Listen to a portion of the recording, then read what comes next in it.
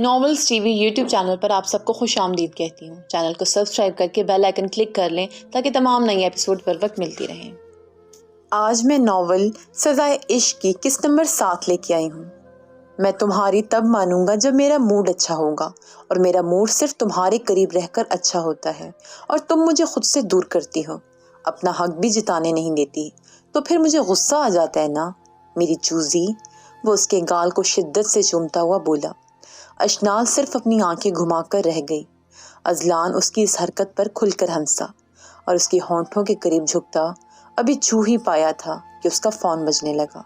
اس کو بھی ابھی ہی بجنا تھا۔ یہ جو بھی ہے اس کی خیر نہیں۔ اس نے بیزاری سے اٹھ کر اپنا موبائل پکڑتے نمبر دیکھتے ہوئے کہا۔ اشنال موقع کا فائدہ اٹھاتی جلدی سے بھاگتی واش روم میں بند ہو گئی۔ اذلان اپنے سر پہ ہاتھ پھیرتے مسکراتے ہوئے نہ میں سر ہلاتا رہ گیا۔ آنکھوں سے میرے اس لیے لالی نہیں جاتی، یادوں سے کوئی رات جو خالی نہیں جاتی۔ اب عمر نہ موسم نہ وہ رستہ کہ وہ پلٹے، اس دل کی مگر خام خیالی نہیں جاتی۔ وہ کالج سے ہارے قدم لیے گھر آئی اور بغیر کچھ کہے اپنے کمرے میں چلی گئی۔ اب عشاء کا وقت ہونے کو تھا اور وہ اپنے کمرے سے باہر نہیں نکلی تھی۔ خورشید بیگم کو پریشانی کی وجہ سمجھ آ گئی تھی، اور انہوں نے اس وجہ سے اس کی خبر نہیں لی، کیونکہ انہوں نے پہلے حرم سے دور رہنے کا حکم دیا تھا، جو اس نے نہیں مانا، اور اب یوں بے سدھ ہوئے پڑی تھی۔ عشاء کے وقت اس نے لڑکھڑاتے قدموں سے وضو کیا اور نماز کی نیت کی۔ کچھ دیر بعد ہی اس کی سسکیاں فضا میں بلند ہونے لگی۔ وہ ہاتھ اٹھائے دعا کرنے میں مشغول تھی۔ اللہ جی، میں نے آپ سے کہا بھی تھا کہ میری غیر محرم کے فریبوں کے شر سے حفاظت کریے گا۔ میں بنت ہوا ہوں، مجھے پتا تھا میرے قدم لڑکھڑا جائیں گے۔ میں نہ چاہتے ہوئے بھی اس دلدل میں پھنستی جا رہی ہوں، اور باہر نکلنے کا کوئی رستہ نہیں دکھ رہا۔ یا اللہ، مجھے صبر دے، پتہ نہیں آگے میری قسمت میں اور کتنا کچھ سہنا باقی ہے۔ وہ روتے ہوئے اپنے رب سے شکوے کرتی، اپنے دل کی باتیں کرتی، اپنے ڈھال قدموں سے اپنے کمرے کی بالکنی میں آئی اور چاند کو تکنے لگی۔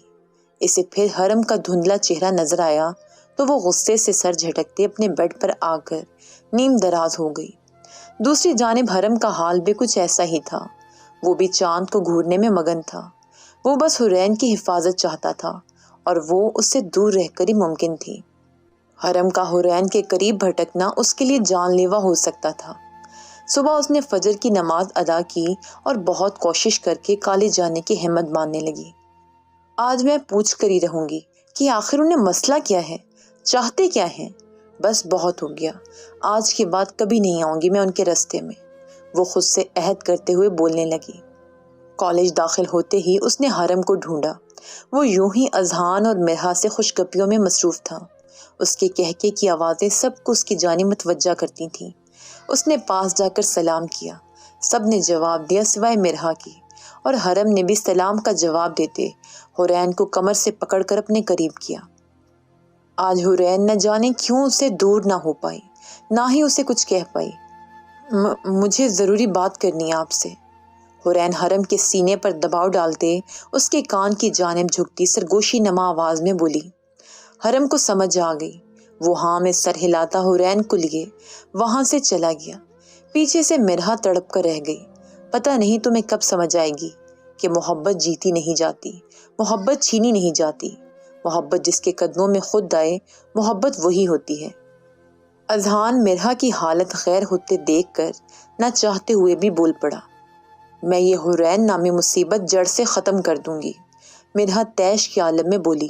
خبردار، جب تم نے اس معصوم لڑکی کو نقصان پہنچانے کا سوچا بھی، پچھلی بار تو بچ گئی تھی، اس بار حرم زندہ نہیں چھوڑے گا تمہیں، اور دور تو ہو گیا وہ اس سے، اور کیا چاہتی ہو۔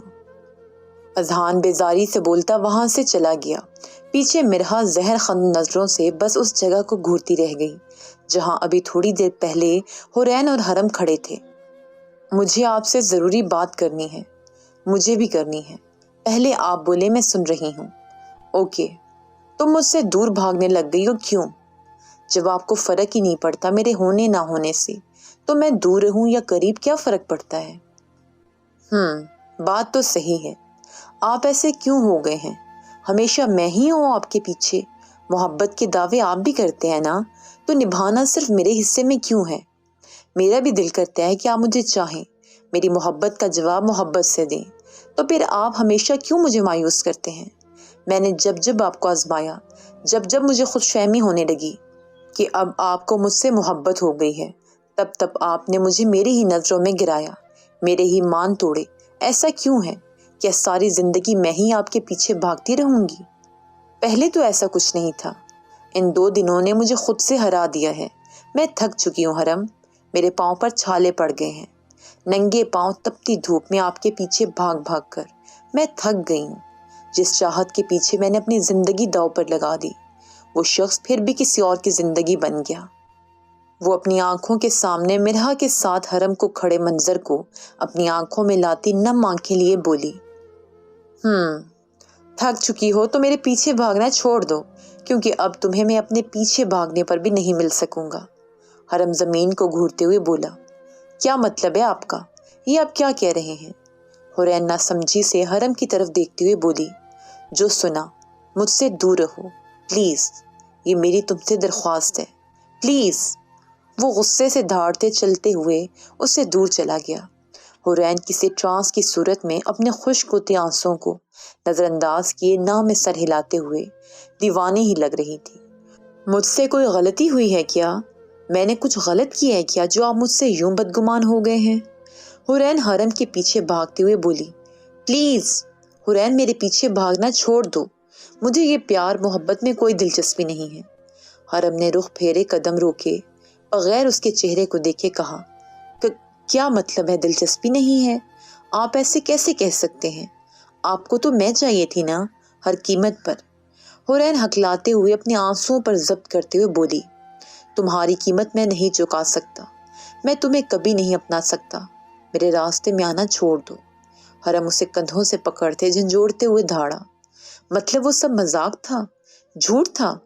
حورین انگلی سے پیچھے کی طرف اشارہ کرتے ہوئے سن ذہن لیے بولی، نہیں میں ایسا نہیں کہہ رہا کہ وہ سب جھوٹ تھا، جھوٹ نہیں تو فریب ہوگا جو آپ نے مجھے دیا، اپنی محبت کا۔ حورین خود پر طنزیہ ہنستے ہوئے بولی، حور ایسا کچھ نہیں ہے پلیز۔ حرم بے بسی سے اسے کندھوں سے چھوڑتے منہ پھیر گیا، میں نے کہا تھا مجھے سب چھوڑ جاتے ہیں، آپ کی غلطی نہیں ہے، غلطی میری ہے جو میں نے آپ کو اپنی چاہت کا بتا دیا، مجھے نہیں بتانا چاہیے تھا۔ میں ایسی ہی بدقسمت ہوں، جس سے اپنے جذبات ظاہر کر دوں وہ میرے جذباتوں کو پیروں تلے روند جاتا ہے۔ آپ نے بھی یوں ہی کیا، آپ کی غلطی نہیں ہے۔ حورین دیوانہ وار نام میں سر ہلاتی بولتے ہوئے کوئی دیوانے ہی لگ رہی تھی۔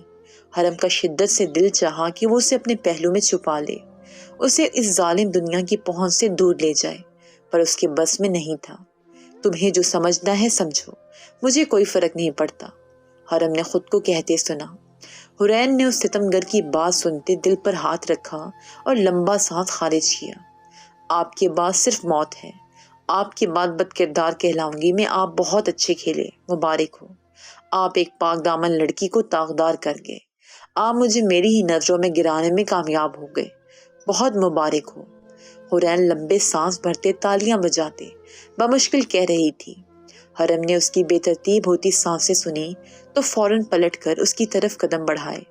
حورین نے ہاتھ سے رکنے کا اشارہ کیا اور بھاگتے ہوئے کالج کی راہداریوں کو عبور کر گئی۔ حرم نے اپنی دھندلاتی آنکھوں کو مسلا اور پیچھے کو قدم بڑھا گیا۔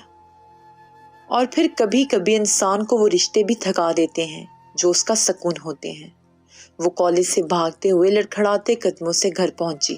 اس کی رنگت یوں زرد پڑی ہوئی تھی جیسے کسی نے اسے نوچ کر اس کا وجود ریزہ ریزہ کر دیا ہو۔ ماما! وہ گھر پہنچتے لمبے سانس بھرتی یہی بول پائی اور وہیں زمین بوس ہو گئی۔ خورشید بیگم بھاگتے ہوئے اس تک آئی۔ حورین بیٹا آنکھیں کھولو، وہ اس کا چہرہ تھپ تھپاتے پریشانی کے عالم میں بولی۔ انہوں نے اسے سہارا دے کر صحن میں پڑی کرسی پر بٹھایا اور بھاگتے ہوئے فریج سے ٹھنڈے پانی کی بوتل کا لے کر اس کے چہرے پر پانی کی چھینٹے مارے۔ حورین کا زرد اور نیلا چہرہ دیکھے انہیں اپنے جسم سے جان نکلتی محسوس ہوئی۔ انہوں نے اس کے بند منہ کو مشکل سے پانی کا گلاس لگایا، آدھا پانی منہ سے باہر اور آدھا اندر گیا تو وہ کھانستے ہوئے ہوش میں آئے۔ خورشید بیگم نے روتے ہوئے فوراً حورین کو اپنے پہلو میں چھپا لیا۔ کیا ہوا میری بچی؟ کس نے کی یہ حالت؟ مجھے بتائے، میں اس سے بری حالت کر کے رکھ دوں گی۔ ماما حرم۔ حرین نے اپنا ہاتھ ہوا میں بلند کیے، بس اس کا نام لے پائی۔ میں نے کہا تھا نا اس سے دور رہنا، پھر بھی آپ نے میری بات نہیں مانی۔ ماما، آپ کی بیٹی گمراہ ہو گئی۔ وہ روتے سسکتے بولتے ہوئے اپنی ماں کو زور سے اپنے قریب کر گئی۔ خورشید بیگم کے دل میں ایک ٹیس سی اٹھی۔ کوئی بات نہیں بیٹا، یہ عمر ہی ایسی ہے، انسان گمراہ ہو جاتا ہے، لیکن جو گمراہ ہو کر صحیح راہ تلاش کر لے اور بغیر لڑکھڑائے اپنے قدموں پر کھڑا ہو جائے، یہ ظالم دنیا اس انسان کو قبول کرتی ہے، اور مجھے یقین ہے میری بیٹی بہت مضبوط ہے۔ خورشید بیگم حرین کا ماتھا چومتے انتہائی پیار سے بولی۔ حرین کو اپنی روح میں سکون اترتا محسوس ہوا۔ اس نے ایک لمبا سانس خارج کیا اور ہاں میں سر ہلاتی اٹھ کھڑی ہوئی، البتہ ٹانگوں میں خلل ظاہر کرتا تھا کہ وہ چل نہیں پا رہی۔ خورشید بیگم نے حرین کو سہارا دیا اور کمرے تک چھوڑ کر آئی۔ رات کے سائے گہرے ہوتے گئے۔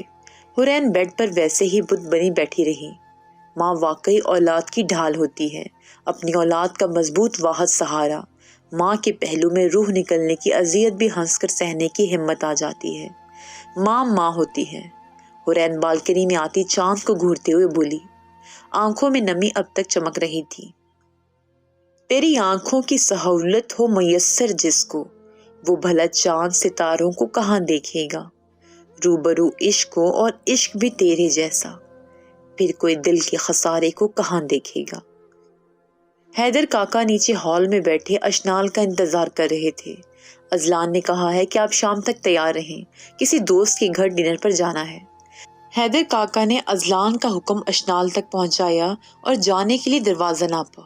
اشنال نے بغیر کچھ بولے بس سر کو خم دیا۔ جو بھی تھا، اتنے دن بعد گھر سے باہر قدم نکالنے کا سوچ کر ہی دل میں بہت خوش تھی۔ فوراً اپنے کمرے کی طرف بھاگتی کچھ کپڑے دیکھنے لگی جو وہاں اذلان کے حکم پر حیدر کاکا نے نکاح سے پہلے ہی وہاں سیٹ کروا دیے تھے۔ اس نے سب الماری کھولے، سب کپڑوں کا جائزہ لیا، پر کوئی بھی کسی ڈنر پر پہن جانے کے قابل نہیں تھا۔ وہ اپنی نظروں کو جانچتی حصار میں گھما رہی تھی جب اس کی نظر ایک باکس پر پڑی جو کہ اذلان کے کپڑوں والی سائیڈ اس کے کوٹس کے نیچے چھپا تھا۔ اس نے ڈرتے ڈرتے وہ باکس پکڑا اور بیڈ پر آن بیٹھی۔ اس نے جیسے ہی وہ باکس کھولا، اندر بلو رنگ کی کامدار ساڑی بہت آب و تاب سے چمک رہی تھی۔ پہلی ہی نظر میں وہ ساڑی اشنال کے دل کو لبھا گئی۔ کچھ سوچتے اس کے چہرے پر پراسرار سے مسکراہٹ آئی۔ اس نے وہ ساڑی نکالی اور آج ڈنر پر ہی پہننے کے عزم کے ساتھ اس کے ساتھ جویلری میچ کرنے لگی۔ شام کا وقت ہونے کو تھا اور اشنال شیشے کے سامنے کھڑی اپنا جائزہ لینے میں مشغول تھی جب اسے گاڑی کے ہارن کی آواز آئی۔ ساڑی میں اس کا سفید دمکتا ہوا نازک وجود ہر کسی کا دل بے ایمان کرنے کے لیے کافی تھا۔ وہ بہت حسین لگ رہی تھی۔ اس نے اپنے گرد شال لپیٹی جس میں ساڑی کا کھلا گلا اور کمر تک ساڑی کا حصہ ڈھک گیا۔ وہ چلتے ہوئے لان میں گئی اور اذلان کی گاڑی کی لائٹس چمکتی دیکھ کر دروازہ کھولے اندر بیٹھ گئی۔ اذلان نے ایک جانچتی نظر اشنال پر ڈالی۔ وہ اتنی پیاری لگ رہی تھی۔ گال اور ہونٹ گلابی رنگ سے بلش کر رہے تھے۔ کالی آنکھوں کو گھنی کالی پلکیں سایہ میسر کر رہی تھیں۔ اذلان نے بغیر اسے سمجھ آتے اس کے قریب ہوتے اشنال کے گالوں پر نرمی سے اپنے لب رکھے۔ اشنال کو اپنا دل آنکھوں میں دھڑکتا ہوا محسوس ہوا۔ اگر میں نے اسے حامی نہ بھر دی ہوتی آنے کی تو یقین جانو میں تمہیں اپنی باہوں میں قید کر کے صرف اپنی آنکھوں کے حصار میں رکھتا، پر اب مجبوری ہے، جانا پڑے گا۔ وہ مایوسی سے بولتا گاڑی سٹارٹ کر چکا تھا۔ اس سب میں وہ اس کے ڈریس کا جائزہ لینا تو بھول ہی گیا تھا۔ وہ تو اس کے چہرے کی کشش میں ہی کھو گیا تھا۔ حرین خود کو بہت مضبوط کر کے کالج میں داخل ہوئی۔ وہ اس 2 دن کی محبت کی وجہ سے اپنے خواب ادھورے نہیں چھوڑ سکتی تھی۔ حرم اس کے سامنے سے گزرتا اس کے پیچھے والی سیٹ پر جا بیٹھا۔ حرین نے یوں نظر انداز کیا جیسے کوئی اس کے سامنے سے گزرا ہی نہیں۔ اس کے ساتھ ایک لڑکی آ بیٹھی تھی جس سے وہ ہنس کر باتیں کرنے میں مشغول تھی۔ اسے اپنے چہرے پر کسی کی نظروں کی تپش محسوس ہوئی جسے وہ مکمل طور پر اگنور کر گئی، جبکہ حرم حسرت بھری نگاہوں سے اسے ہی دیکھ رہا تھا۔ پیریڈ اوور ہو گیا، سب بایو لیب میں چلے گئے۔ حرین بھی سب سے پہلے وہاں سے چلی گئی۔ حرم بھی مرحا کے ساتھ چلتا ہوا کلاس لینے بایو لیب میں چلا گیا۔ وہاں جانے پر پتہ چلا کہ زولوجی کے ٹیچر آج غیر حاضر ہیں۔ سب خوش ہو گئے اور چہم گوئیاں کرتے کلاس سے باہر بھاگے۔ حورین مایوس ہوتے وہیں بیٹھی رہی۔ وہ تو دوستیں بھی نہیں بناتی تھی، وہ اکلوتی تھی اور اسے اکیلے رہنے کی عادت تھی، جس میں خلل ڈالا تھا حرم ذوالفقار احمد نے۔ وہ اٹھ کر جانے ہی لگی تھی جب کسی کی آواز پر اس کے قدم رکے۔ اب کیا ہے؟ وہ بیزاری سے بولتی پیچھے مڑی، پر اس کی بات منہ میں ہی ادھوری رہ گئی، کیونکہ وہاں صرف اکیلا حرم نہیں تھا، اس کے ساتھ مرحا بھی کھڑی تھی۔ اس کے دل کی دھڑکنیں نہ چاہتے ہوئے بھی بے ترتیب ہوئیں۔ آج تمہاری ساری مس انڈرسٹینڈنگز دور کرنے آیا ہوں میں، حورین۔ میں مرحا سے محبت کرتا ہوں، تم سے تو مجھے کبھی محبت تھی ہی نہیں، فضول میں پیچھے پڑی ہو۔ وہ اپنے ساتھ کھڑی لڑکی کو اپنے قریب کرتے ہوئے بولا۔ مرحا کے چہرے پر میں خیز سی مسکراہٹ ابھری۔ تو تم سچ کہہ رہے ہو کیا؟ حورین نے کانپتے ہوئے لہجے میں پوچھا۔ حرم کے دل میں پہلی بار ٹیس اٹھی، کیونکہ حورین کا لہجہ بدل چکا تھا، جسے وہ آپ کر کے مخاطب کرتی تھی، اس انکشاف کے بعد ادب لحاظ بھول چکی تھی۔ تمہیں اب بھی لگ رہا ہے کہ میں تم سے مذاق کر رہا ہوں؟ مجھے تم سے کبھی محبت نہیں تھی، میں نے ہمیشہ سے مرحا کو چاہا ہے۔ حرم نے اپنے دل پر پتھر رکھتے ہوئے کہا۔ اسے اندازہ ہو چکا تھا کہ وہ آج حورین کو گنوا چکا ہے۔ حورین نے بایو لیب میں بنی کانچ کے برانچز پر اپنے ہاتھوں کی گرفت مضبوط کی، جس پر طلباء و طالبات اپنی لیب ایکٹیویٹی کیا کرتے ہیں۔ مرحا نے اس کی جانب قدم بڑھائے۔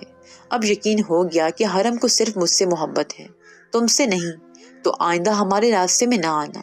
وہ اسے وارن کرتی بایو لیب سے باہر کی جانب بڑھ گئی۔ حرم کا دل چاہا مرحا کا منہ نوچ لے، پر وہ اسے اگنور کرتا حورین کی جانب متوجہ ہوا۔ میری بات سنو، میری مجبوری تھی اس کے سامنے یہ سب کہنا، پلیز میری بات کو یقین کرو، تم میری پہلی محبت ہو۔ وہ اسے بے یقینی سے دیکھتی رہی۔ آخر کو مرد اتنا گھٹیا بھی ہو سکتا ہے؟ اس نے حرم سے منہ پھیر لیا، ہاتھ سے جانے کا اشارہ کیا۔ وہ گیا نہیں۔ حرم نے اس کے کندھے پر ہاتھ رکھا، جسے جھٹک کر اس نے فوراً اپنا رخ حرم کی جانب پھیرا، اور اسے سمجھ آنے سے پہلے حرم کے منہ پر ایک زوردار تھپڑ رسید کر دیا۔ آئندہ مجھے اپنی شکل مت دکھانا حرم، ورنہ میں تمہیں جان سے مار ڈالوں گی، سمجھے؟ اس نے شہادت کی انگلی سے اسے وارن کیا۔ اور ہاں، اس نے اپنا بیگ سے موبائل نکالا اور اس کے کان سے لگایا۔ حرم کی آنکھیں حیرت سے پھیل گئیں۔ وہ اس کی وائس ریکارڈنگ تھی، جس میں اس نے مرحا سے محبت کا اعتراف کیا، اور آخر میں اس نے اس سے اپنی محبت کا اعتراف کیا۔ اگر میرے راستے میں آئے تو تمہاری مرحا سے کی محبت اسمبلی اسپیکر میں لگا کر پورے کالج کو سناؤں گی۔ وہ اس کے کان کی جانب جھکی اور سرگوشی نما آواز میں بولی، اور اگر آئندہ تم نے کبھی بھی مجھے مرحا کے سامنے نیچا دکھایا تو تمہاری مجھ سے کی ہوئی محبت کا اعتراف مرحا کو سنا کر تمہاری یہ پیار محبت والی رام لیلا ختم کر کے رکھ دوں گی۔ وہ اس سے دور ہٹی اور ایک آنکھ کو دباتے اس کے کنارے سے گزر گئی۔ وہ ہکا بکا اسے جاتے ہوئے تکتا رہ گیا۔ آج دوسرا تھپڑ حورین نے حرم کے منہ پر مارا تھا۔ پہلا تھپڑ محبت کی شروعات تھی، جبکہ دوسرا تھپڑ نفرت کا آغاز تھا۔ ہم اپنی انا میں خود بے مثال ہیں، جان سے پیارے لوگوں کو پاؤں کی ٹھوکر سے ٹھکرایا ہے۔ ایک بڑے سے محل نما گھر کے سامنے ازلان نے گاڑی روکی، جو اپنی رانت سے آب و تاب سے چمکتی دمکتی روشنیوں سے چمک رہی تھی۔ باہر سے محسوس ہوتا تھا کہ وہ صرف ازلان اور اشنال کے لیے مخصوص ڈنر نہیں، بلکہ ایک پارٹی ہے جس کا جھانسا دے کر ازلان کو بلایا گیا ہے۔ اس نے ہاتھ سے اپنی پیشانی مس لی۔ اب آ گئے ہیں تو واپس بھی نہیں جا سکتے، چلو گاڑی سے باہر نکلو، اور ہاں، کسی سے زیادہ گھلنے ملنے کی ضرورت نہیں ہے۔ ازلان اشنال کو ہدایات کرتا گاڑی سے باہر نکلنے لگا۔ اشنال نے بھی گاڑی کا دروازہ کھولے باہر کو قدم بڑھائے۔ باہر نکلتے ہی ازلان نے اشنال کی کمر پر اپنی گرفت سخت کرتے اپنے قریب کیا۔ اشنال کٹی ڈالی کی طرح اس کے سینے میں چھپ سی گئی، کیونکہ اشنال ازلان سے قدمیں چھوٹی تھی۔ وہ چلتے ہوئے جیسے ہی ہال میں انٹر ہوئے، سب نے ازلان اور اس کے ساتھ کھڑی کانچ کی گڑیا کا مسکرا کر استقبال کیا۔ ایک نوجوان مرد ان کی طرف آیا اور ازلان کی طرف ہاتھ بڑھایا۔ ازلان کو وہ انسان ایک آنکھ نہیں بھاتا تھا جسے صدیقی صاحب نے انوائٹ کیا تھا۔ میں مخالفین سے سلام لینے میں دلچسپی نہیں رکھتا، سلام دعا صرف اچھے لوگوں سے کی جاتی ہے، بری صحبت سے دور رہنا چاہیے۔ ازلان اس کا ہاتھ نظر انداز کرتے ادھر ادھر دیکھتے ہوئے بولا۔ سامنے کھڑا ہٹا کٹا نوجوان آدمی شرمندہ ہو گیا۔ اور بھابھی آپ کیسی ہیں؟ اور بلیک سٹون کے ساتھ زندگی کا سفر کیسا چل رہا ہے؟ مجھے تو حیرت ہے کہ بلیک سٹون کو سلور چمکتا ہیرا کیسے مل گیا، وہ بھی لائف ٹائم کے لیے۔ اس آدمی کے بولنے سے ہی اشنال کو ہوس کی بو آئی۔ اشنال کو اس کی نگاہیں اپنے وجود پر کنکر کی مانند لگتی ہوئی محسوس ہوئیں۔ اشنال ازلان کی آنکھوں کے اشارے پر اس کے سائڈ سے گزر رہی تھی جب اس غلیظ آدمی نے اپنا ہاتھ فضا میں بلند کیا اور اس کا ہاتھ سیدھا اشنال کی گہرے گلے والی ساڑی کی وجہ سے اس کی گردن کو چھوتا اس کی بیوٹی بونس تک سرکتا گیا۔